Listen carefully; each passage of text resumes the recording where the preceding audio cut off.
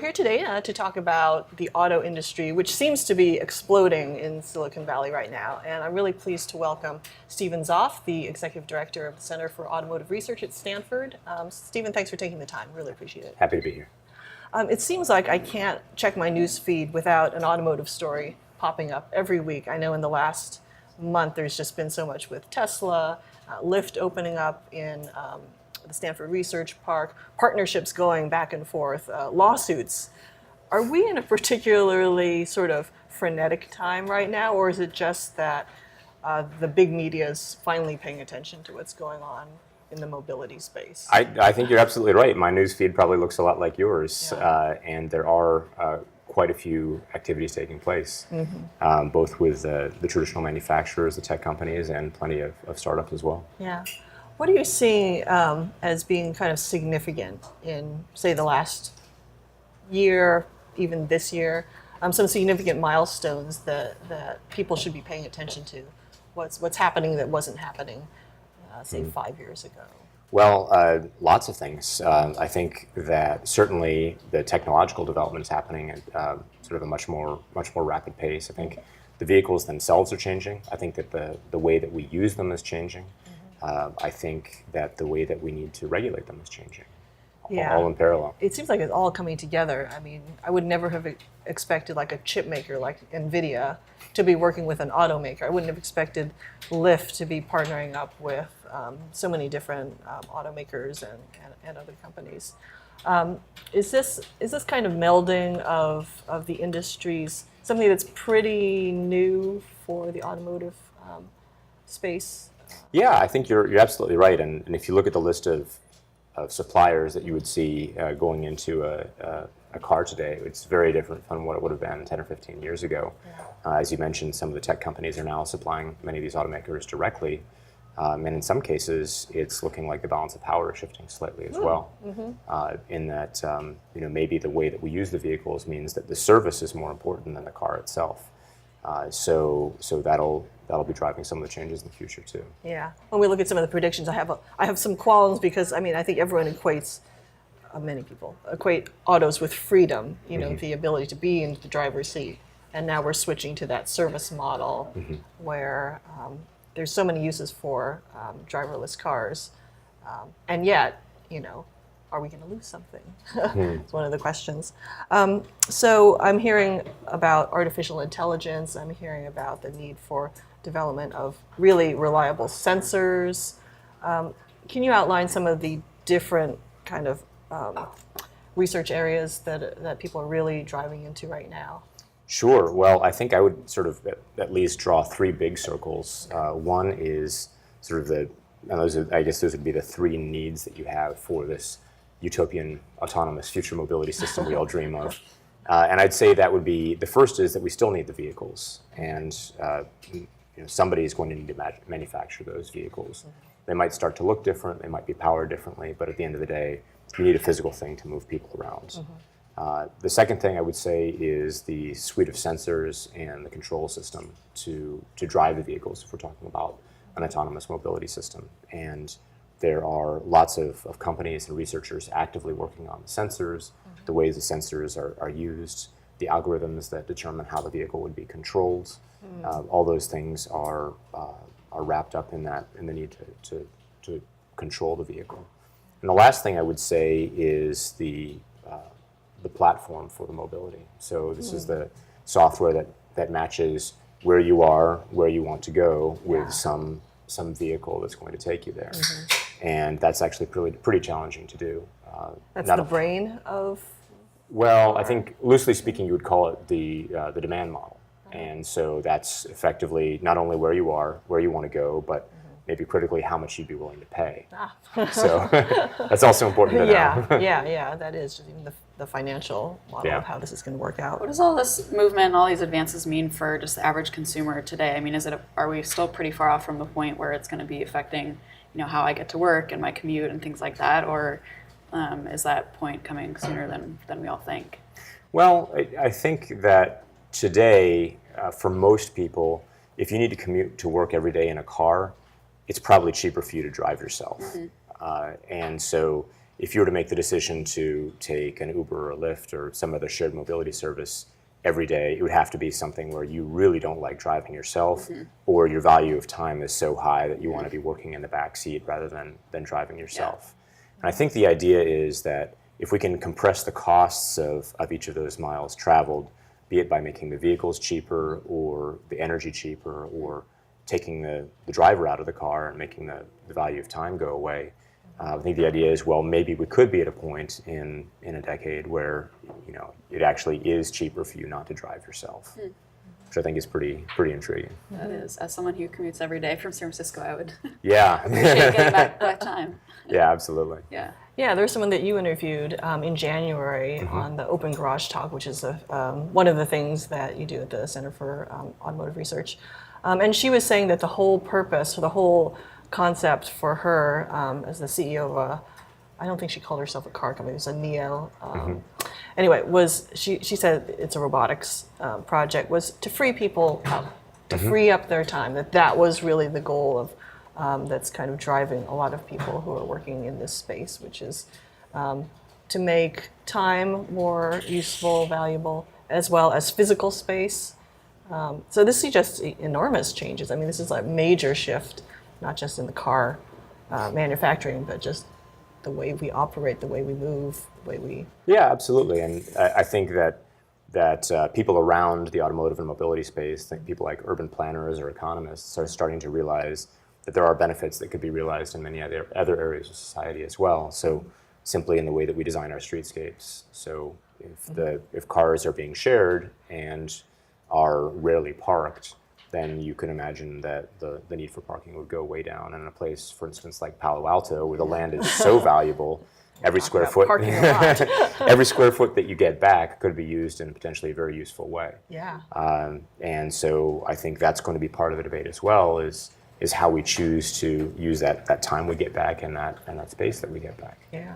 I mean, the idea that we could have a car that maybe goes grocery shopping for us. Maybe there's a robot or something that puts all the cars into the self-driving car that's stopped there. And I mean, if we're not running errands and if we don't necessarily have to transport our children to daycare, that kind of thing, that to me seems like an enormous savings, not to mention commuting from wherever. Yeah. What are some of the hurdles between, like the now and then, between, like getting to that point where that's really a reality? Well, I think, frankly, the devices themselves are still works in progress. There are many very successful experiments out there. Waymo, for example, has been driving autonomously or mostly autonomously for years now, and has millions of miles under its belt. Other companies have millions of miles either autonomously or semi-autonomously. With some level of human supervision. But at the end of the day, we drive collectively as a nation trillions of miles a year.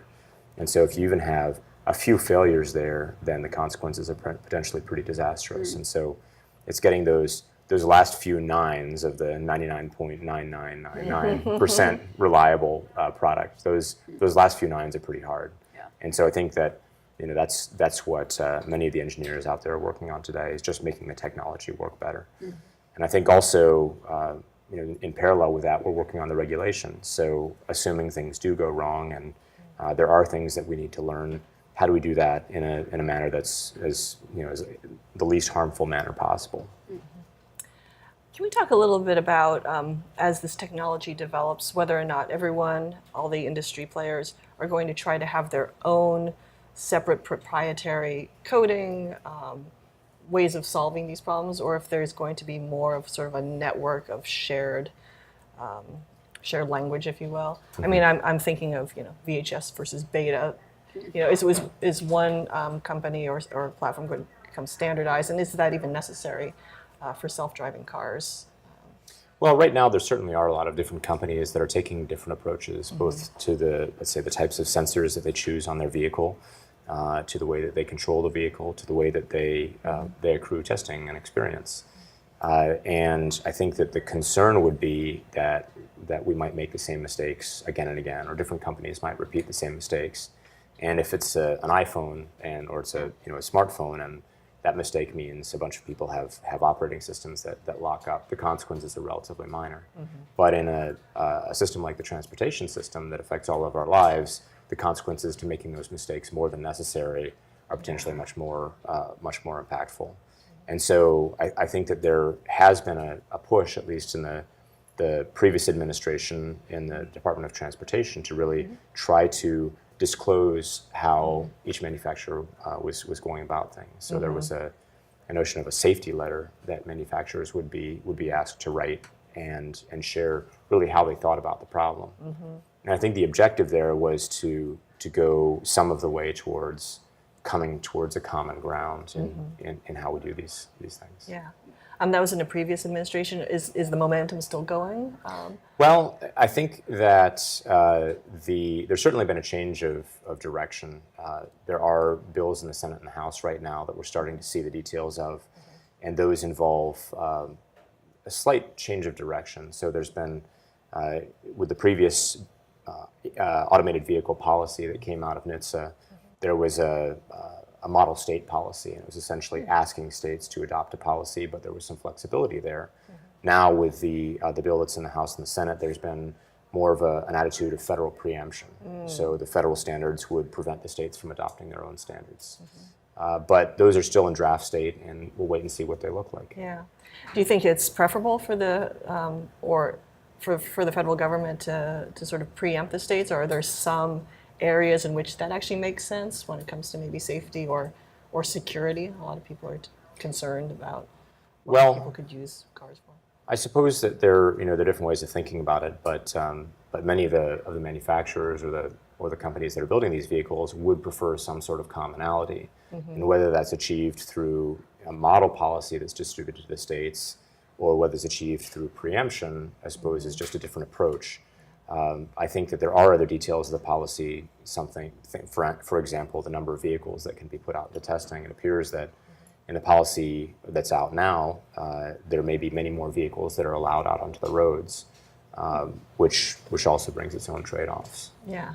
I'm curious how California stacks up in terms of its regulations now. I mean, compared to other states, are there states that are seen as really like ahead of the curve in terms of letting companies go forth and test what they need to test now with autonomous cars, and where does California compare? I think California's been relatively proactive, and the California DMV had a number of hearings less than a year ago that really took a lot of different stakeholder input into account, and they tried to come up with what they thought was the right balance of protecting citizens and also allowing innovation. And that's really been the balance, is how do you learn, but at the same time not put your citizens at risk. And we'll see where we end up.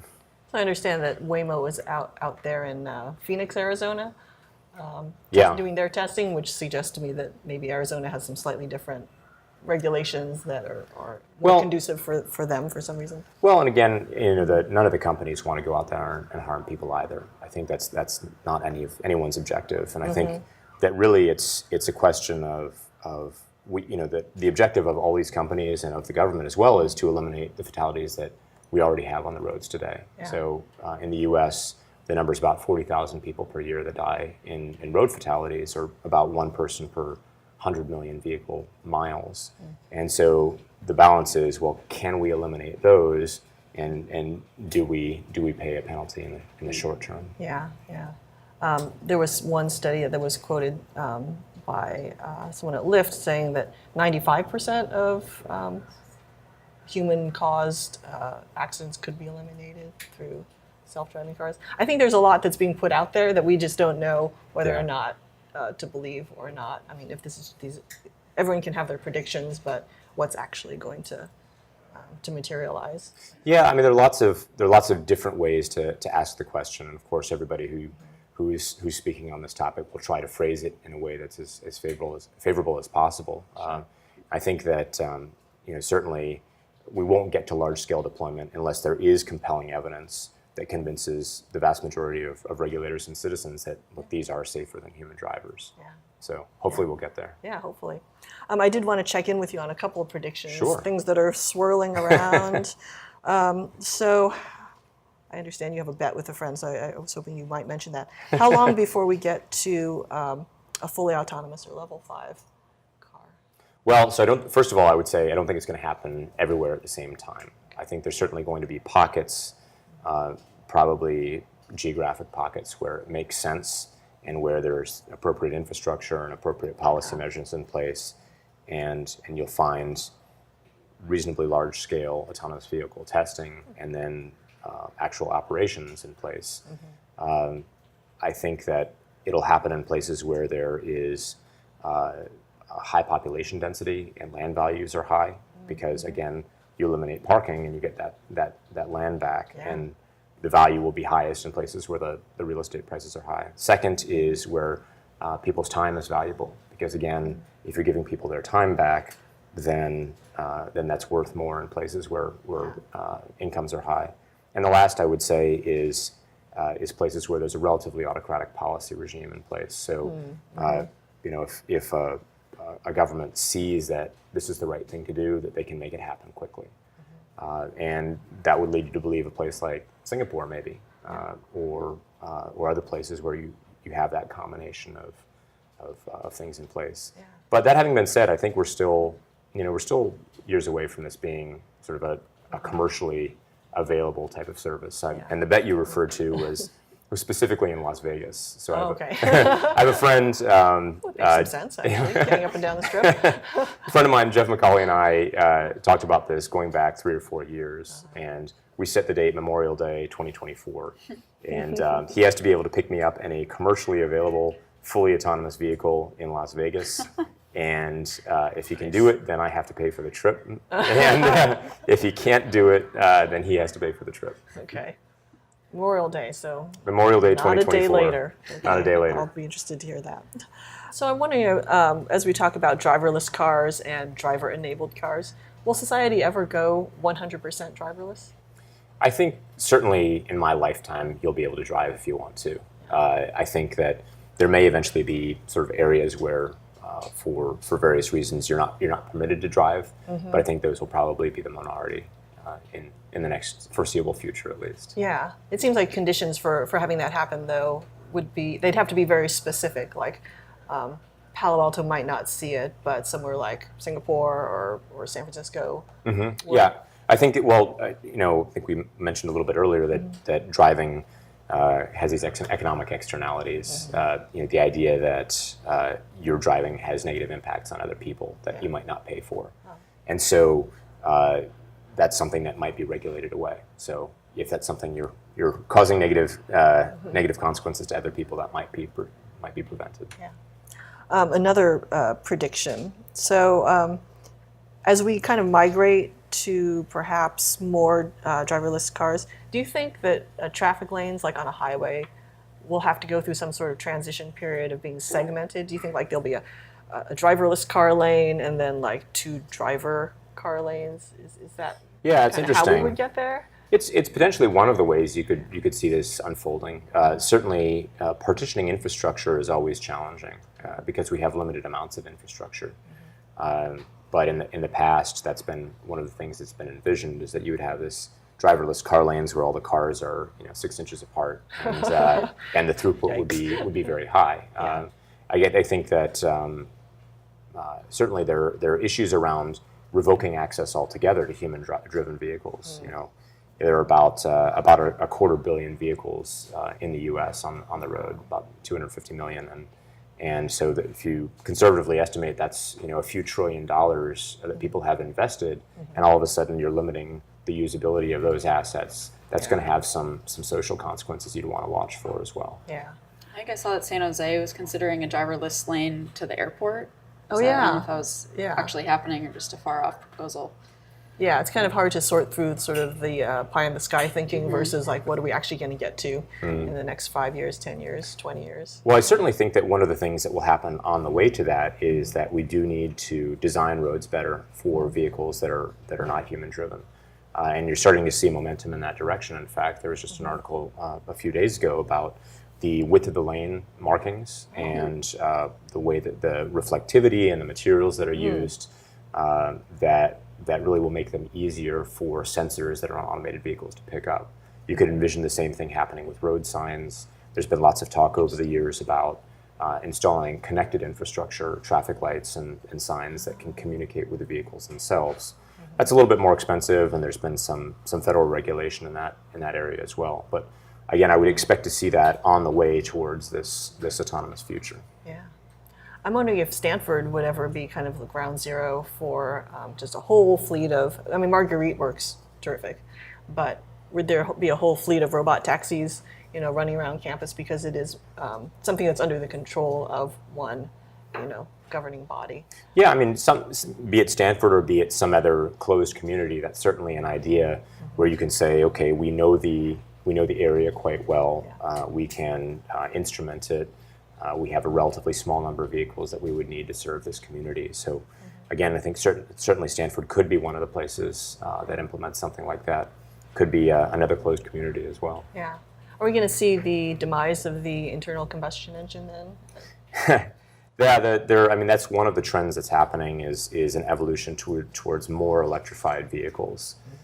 You're seeing companies make announcements, companies like Volvo that have said that they won't rely on purely gasoline-powered vehicles anymore.